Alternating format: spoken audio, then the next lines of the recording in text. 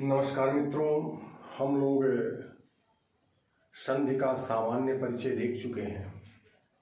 आज हम स्वर संधि का अध्ययन करेंगे। अभी तक हम लोग यह जान चुके हैं कि संधि किसे कहते हैं, संधि विच्छेद किसे कहते हैं और संधि के कितने भेद हैं। तो भाई संधि क्या है? तो वर्णों के मेल से जो परिवर्तन या विकार उत्पन्न होता है उसी को संधि कहते हैं। और संधि विच्छेद क्या है? संधि के शब्दों को तोड़कर पुनः अलग कर देना ही संधि विच्छेद है। संधि के कितने भेद हैं? तो संधि के 3 भेद हैं, स्वर संधि, व्यंजन संधि और विसर्ग संधि। सामान्यतः ये 3 भेद हैं। तो आज हम लोग स्वर संधि का अध्ययन करेंगे। किसका अध्ययन करेंगे? स्वर संधि का अध्ययन आज हम लोग करेंगे।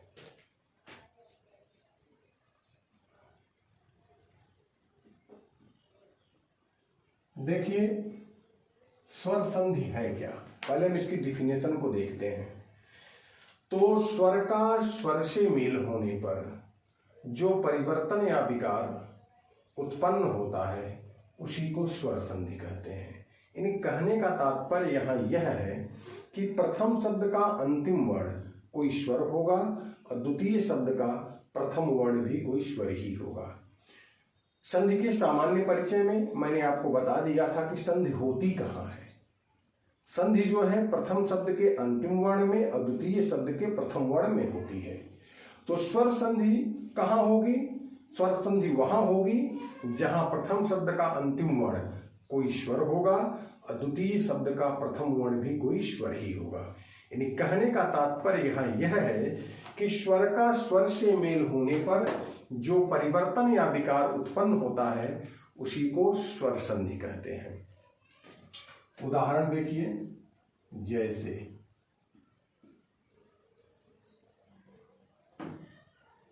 देव प्लस आलय।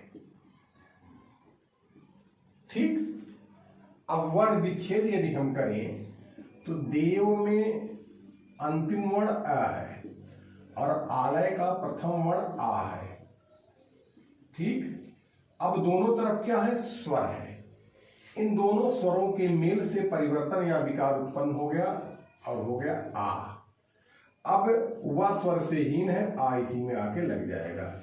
ये व्याकरण का सामान्य सा नियम है कि यदि कोई व्यंजन स्वर से हीन है और उसके नजदीक में कोई स्वर उपस्थित है तो वह स्वर उसमें जाकर लग जाता है।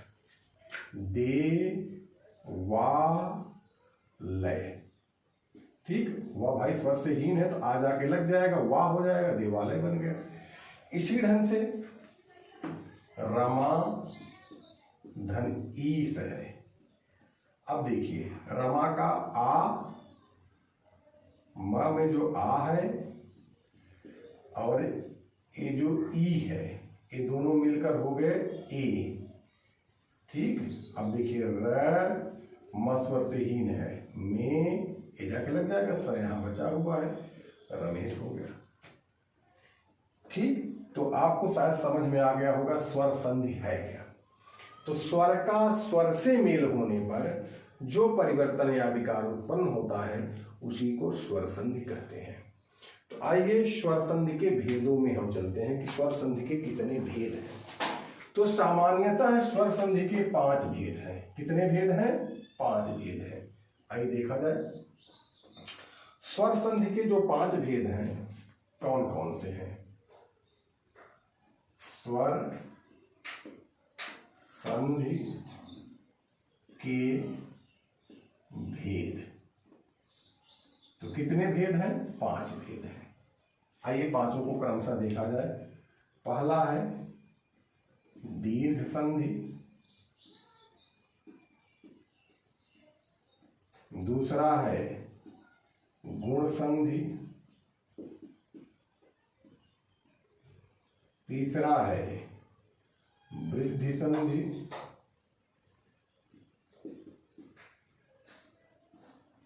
चौथा है यण संधि,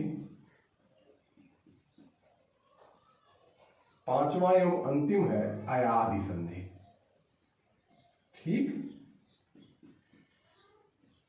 पांचवा और अंतिम क्या है, अयादि संधि है।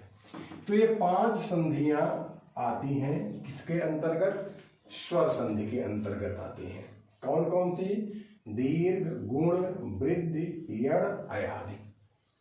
ठीक, इन्हीं 5 संधियों का आइए हम क्रमशः अध्ययन करते हैं कि दीर्घ संधि क्या है, गुण संधि क्या है, वृद्धि संधि क्या है, यण संधि क्या है और अयादि संधि क्या है।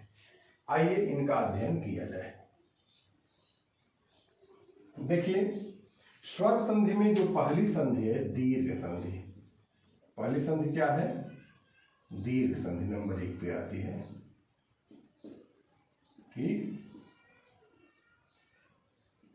यदि हम दीर्घ शब्द पर विचार करें तो दीर्घ का मतलब होता है बड़ा।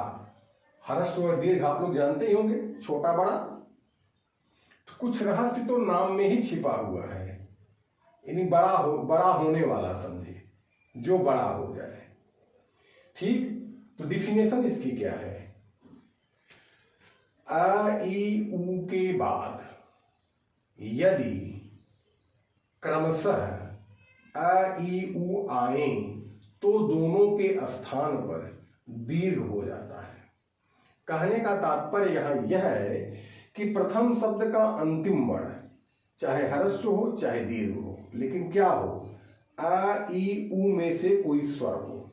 और द्वितीय शब्द का प्रथम वर्ण चाहे ह्रस्व हो चाहे दीर्घ हो, अ ई उ में से कोई हो तो दोनों के स्थान पर दीर्घ हो जाता है। यानी कहने का तात्पर्य यहाँ यह है, यदि छोटा या बड़ा अ है, जस्ट उसके बाद छोटा या बड़ा अ है, तो दोनों के स्थान पर दीर्घ का हो जाएगा। यही नियम ई और उ में भी लागू होता है। यदि छोटा या बड़ा, छोटी या बड़ी ई है, उसके बाद छोटी या बड़ी ई है, तो दोनों के स्थान पर दीर्घ ई हो जाएगी। छोटा या बड़ा उ है, उसके बाद छोटा या बड़ा उ है, तो दोनों के स्थान पर दीर्घ उ हो जाएगा। आइए इस चीज को हम उदाहरण के माध्यम से समझते हैं। देखिए, जैसे हिमालय शब्द है, हिमालय। ठीक, तो इसमें एक शब्द है हिम और दूसरा है आलय। ठीक, अब म में क्या है, आ है, और आलय में क्या है, आ है पहला वर्ण। देखिए, तो म में अ है और आलय में आ है। अब दोनों के स्थान पर क्या हो गया, दीर्घ हो गया। दीर्घ हो गया मतलब बड़ा आ हो गया। अब देखिए, मिलाइए। व्याकरण का नियम है कि जो व्यंजन स्वर से हीन है, नजदीकी व्यंजन उसमें लगा दिया जाएगा। तो हो गया ही, मां में स्वर नहीं है, लग जाएगा, मां लय बना, बचा हुआ लगा दीजिए, हिमालय। इसी ढंग से विद्यालय, इसी ढंग से देवालय, इसी ढंग से करुणालय, भोजनालय। ठीक, ऐसे अनेक शब्द इस तरह से बनेंगे। आइए ई का एग्जाम्पल एक देख लें। जैसे हरि, धन, ईश। अब देखिए, र में क्या है, छोटी ई है, ईश में क्या है, बड़ी ई है। अब ये छोटी ई और बड़ी ई दोनों मिलकर बड़ी ई हो जाएगा। अब मिलाइए, है। ठीक, र स्वर से हीन है, इसमें ई लग जाएगा, स बचा हुआ है, हरीश बन जाएगा, हरि धन ईश हरीश। ऐसे गिरीश, इसी ढंग से कपीस, अनेकानेक शब्दों की रचना इस तरह से होगी। आइए एक ऊ का एग्जाम्पल देखा जाए। जैसे है भान, भान, धन, उदय। अब देखिए, न में क्या है, छोटा ऊ है, उदय में क्या है, छोटा ऊ है। अब ये दोनों ऊ मिल जाएंगे तो बड़ा ऊ हो जाएगा। अब देखिए, जब हम मिलाएंगे तो न जो है स्वर से हीन है, नजदीकी स्वर बड़ा ऊ है, इसी में लग जाएगा, भा, न पे बड़ा ऊ मात्रा नू, दय जुड़ जाएगा, भानुदय। ठीक, भानुदय, बधूत्सव, बधूर्मी, बधूष्मा इत्यादि शब्द बनेंगे। तो नियम वही है, शब्द कई तरह से बनेंगे, आप नियम जानिए, मूल को पकड़िए, इधर उधर भटकिए मत। और दीर्घ संधि का नियम यही है, ह्रस्व या दीर्घ अ ई उ के बाद यदि ह्रस्व या दीर्घ अ ई उ आए तो दोनों के स्थान पर दीर्घ हो जाता है। शायद दीर्घ संधि आपके समझ में आ गई होगी। आइए आगे बढ़ा जाए।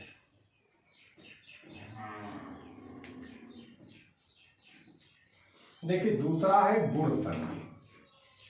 दूसरा क्या है? गुण संधि। जैसे मैंने आपको बताया ना कि नाम में ही रहस्य छिपा हुआ है संधियों का। दीर्घ का मतलब होता है बड़ा, तो किसका बड़ा होना? अ ई उ का दीर्घ होना। गुण तो ए और ओ को गुण कहते हैं। अ ए ओ व्याकरण में गुण कहलाते हैं। क्या कहलाते हैं? गुण कहलाते हैं। तो नाम में ही छिपा हुआ है रहस्य। अब इसकी डिफिनेशन को देखिए।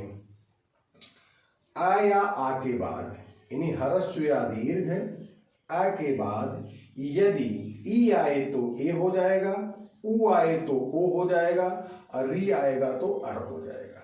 यही नियम है। ठीक, यदि अ आ प्रथम शब्द का अंतिम मणि यदि अ हो या आ हो, इसके बाद यदि ई आए यानी ई से तात्पर्य छोटी ई बड़ी ई कोई भी आए तो दोनों के स्थान पर ए हो जाएगा। उ आए छोटा हुआ है चाहे बड़ा हुआ है तो ओ हो जाएगा।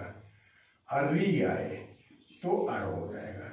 यानी कहने का मतलब छोटा अ बड़ा अ जब ई से मिलेगा तो ए होगा, और जब उ से मिलेगा तो ओ होगा, और जब री से मिलेगा तो अर हो जाएगा। आइए एग्जाम्पल से इस चीज को हम समझते हैं। जैसे एक शब्द है रमेश, रमेश, सुरेश, भावेश इत्यादि शब्द है। आइए सब एक ही नियम से बनेंगे।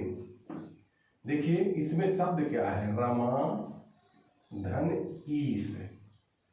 अब देखिए माँ में क्या है? आ है, और ईस में क्या है? बड़ी ई है। ठीक, ये दोनों मिलकर क्या हो गए? ए हो जाएंगे। क्या हो जाएंगे? ए हो जाएंगे। अब म स्वर से हीन है तो ये जाके इसमें लग जाएगा, रमेश। ठीक, समझ में आ गया होगा। इसी ढंग से रमेश है, सुरेश है, भावेश है, ठीक, करुणेश है इत्यादि शब्द बनेंगे। ठीक, आइए आगे देखा जाए। अब आइए उ का एग्जाम्पल देखा जाए।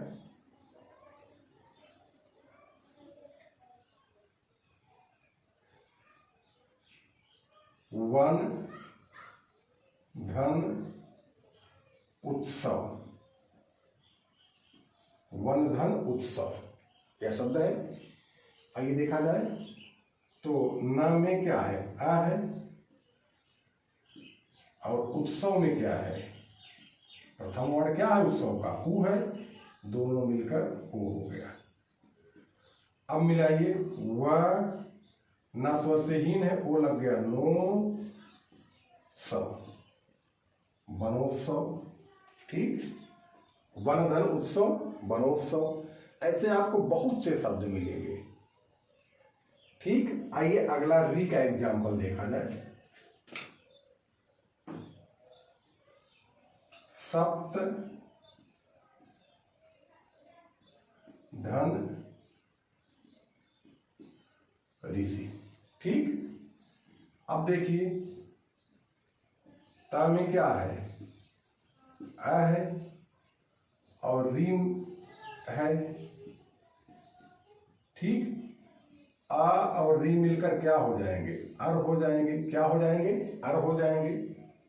तो ता में आ लग गया, ता कंप्लीट हो गया, अर्रा बचा रहा इसके ऊपर चला जाएगा, सप्तर्षि बन गया। इसी ढंग से महाधन ऋषि महर्षि बन जाएगा।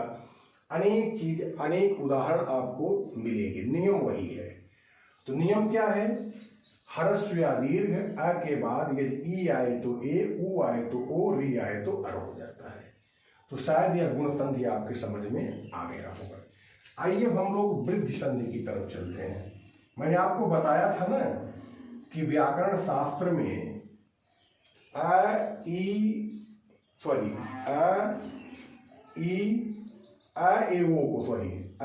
ओ को गुण कहते हैं, अ को, ए को और ओ को गुण कहते हैं, और आ ए औ को वृद्धि कहते हैं।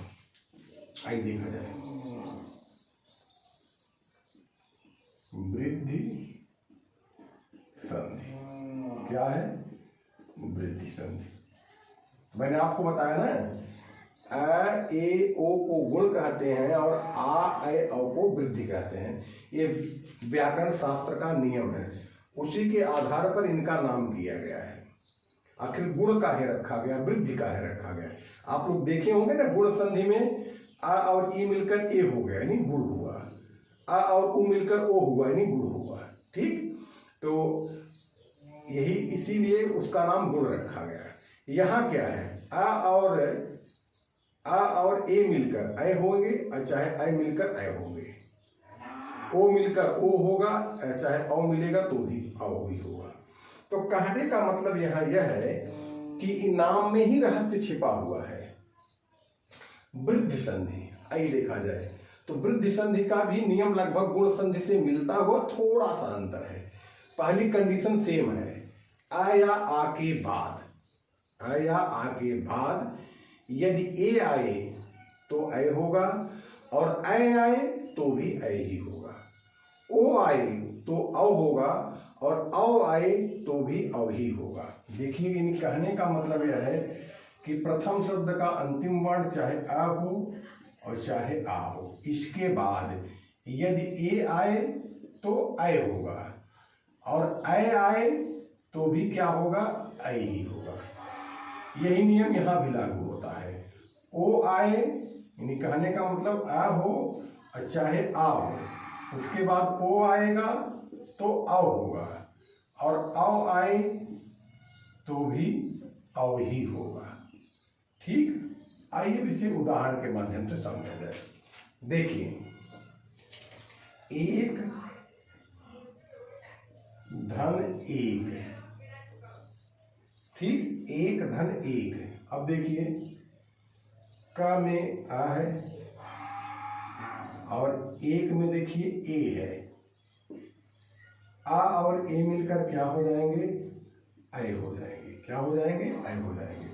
अब मिलाइए, ए का स्वर से हीन है, ऐ उसमें लगेगा, ऐ की मात्रा लग जाएगी, यहाँ का है ही, एक ऐ बन गया। अब मत धन एक, मतैक्य, इसी ढंग से मतैक्य बनेगा। ठीक है, और कई उदाहरण हैं, बहुत से एग्जाम्पल आपको देखने सुनने को मिलेंगे। आइए ओ का उदाहरण देखा जाए। वन धन औषधि, ठीक, नाम में आ है और औषधि में औ है। ठीक, आ और औ मिलकर क्या हो गया, औ हो गया। वह न स्वर से हीन है, औ लग जाएगा, वनौ सधि। ऐसे बहुत से उदाहरण आपको देखने सुनने को मिलेंगे। वनौषधि है, ठीक, बहुत से उदाहरण आपको मिलेंगे, लेकिन नियम वही है, नियम एक ही है। आइए आगे देखा जाए।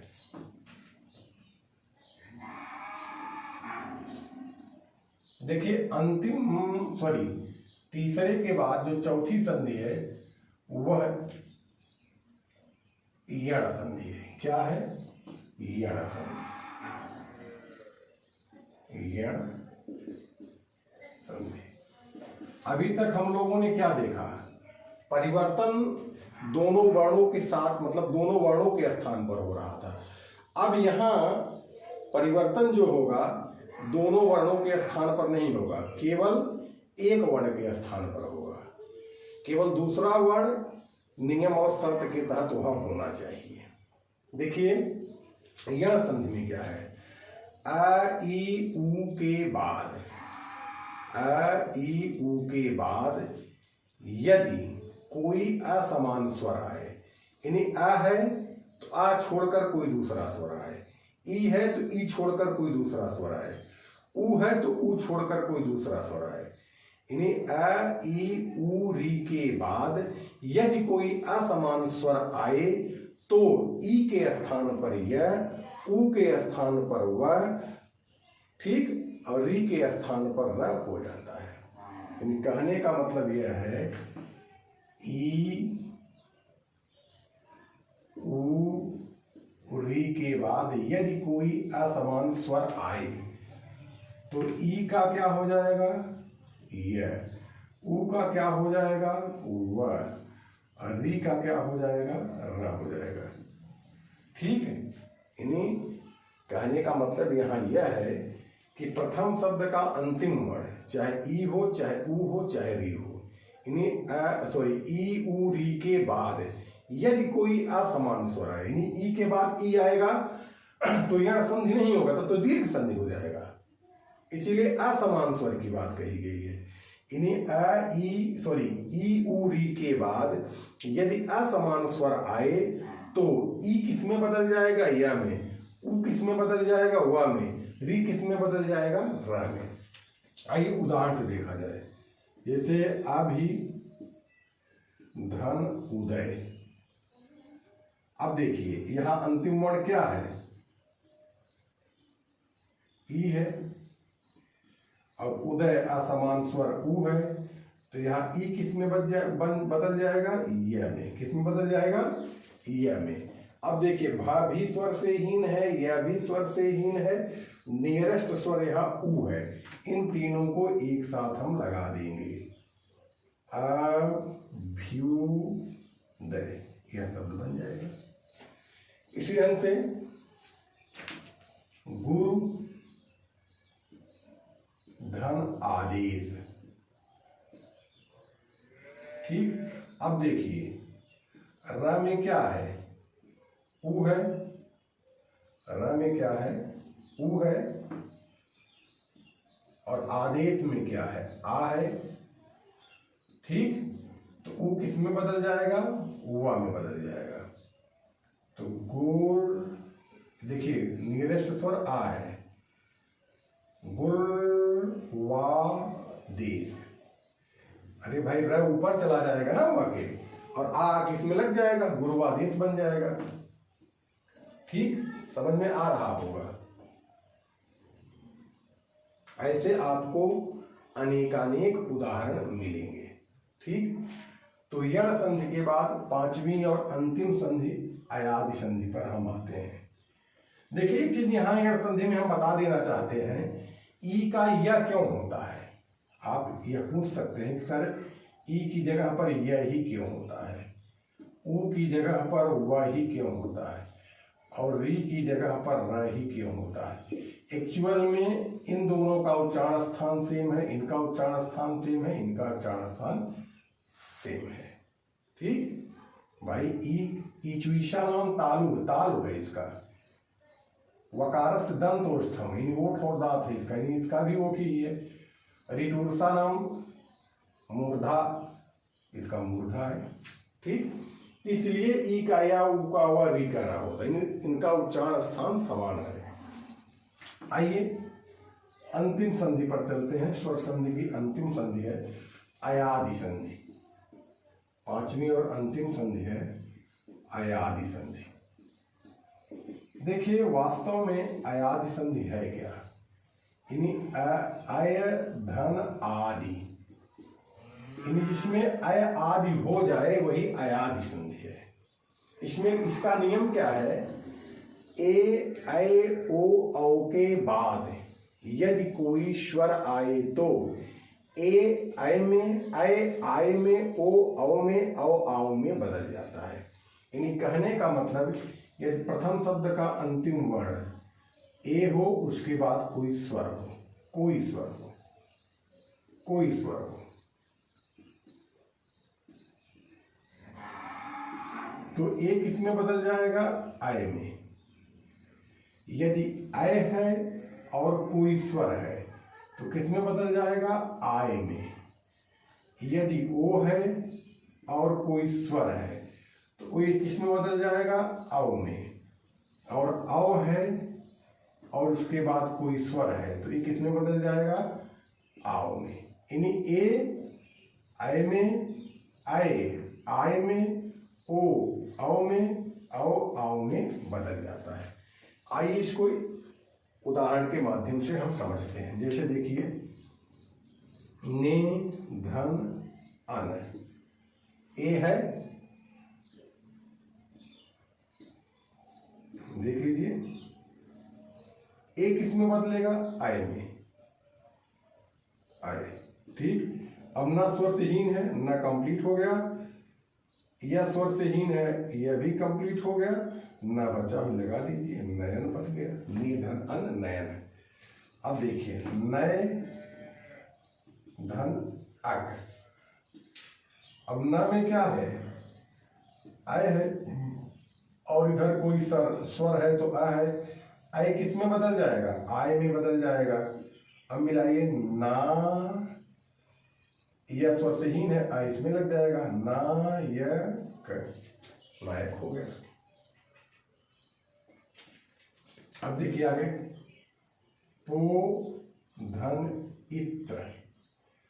अब देखिए, यहां क्या है? ओ है, इत्र में क्या है? ई है, नहीं कोई स्वर है, ओ किस में बदलेगा? औ में, औ इत्र। अब देखिए, पा में आ लग गया, पा कंप्लीट हो गया, वा में ई लग गया, वी अत्र, पवित्र बन गया। ठीक।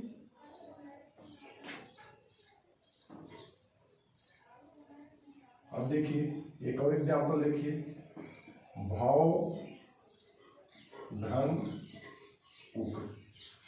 औ, भा को तोड़िए, औ है तो आओ हो जाएगा, फिर अक है। अब देखिए मिलाइए, भा स्वर से हीन है, आ लग गया, भा, वा स्वर से हीन है, वह कंप्लीट हो गया, उक है भाई, अक नहीं है, उक।